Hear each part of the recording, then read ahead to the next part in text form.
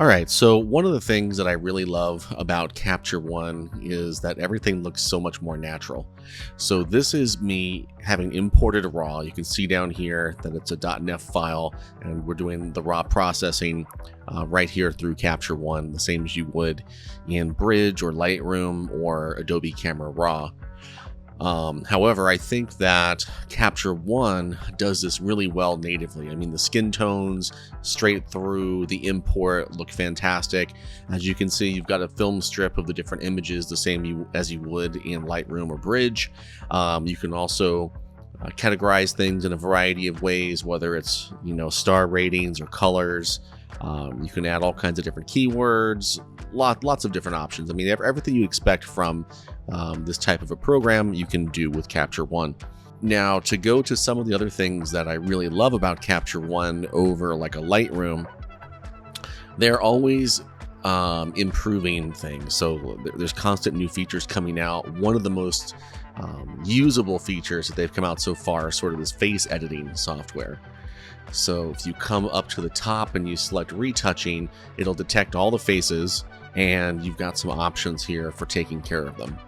So let me just zoom in, move this thing out of the way. Well, we can't move that out of the way. All right, well, there we go.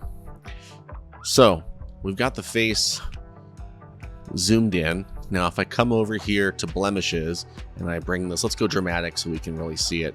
And I bring it all the way to 86, all those different blemishes left. And then you can also even the skin tone out. So let's go a little dramatic on that to make it easy to see. And there we go. Skin looks really nice. Now there's also these dark circles. So she's got a little bit of dark circles here. So we can go ahead and take that. Let's go ahead and take it up really high just to make it easier. There we go. So as you can see, dark circles are now gone. The other thing I really like about Capture One over Lightroom, Bridge, and all those sorts of things is that the adjustment sliders just feel more natural. So if I come over here to the shadows, for instance, am I all the way out? Yeah. If I come over to the shadows and I just start boosting the shadows, it just looks more natural than it would in Lightroom or Bridge. Okay, so everything just, to me, looks better. They also have some pretty advanced masking now. So you can mask the subject, the background, or people. And under people, you actually have a whole bunch of different options. So if I don't want to select the hair, but I do want to do the body skin and the face skin, I can go ahead and do that. And you can do separate masks for those selections if you'd like, or you can just create an overall mask, which is what I'll do now.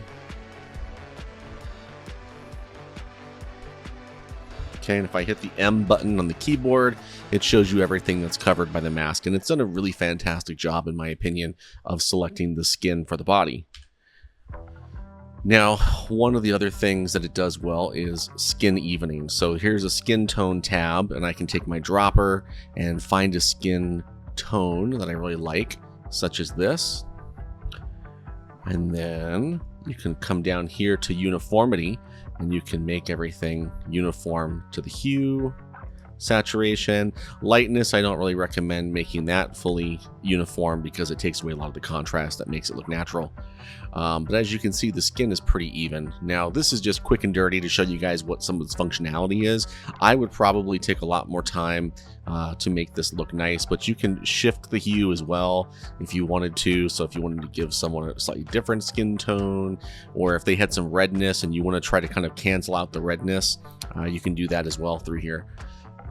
If you guys want more sort of walkthroughs of Capture One, feel free to let me know, but I just wanted to kind of go through some of my favorite things about Capture One.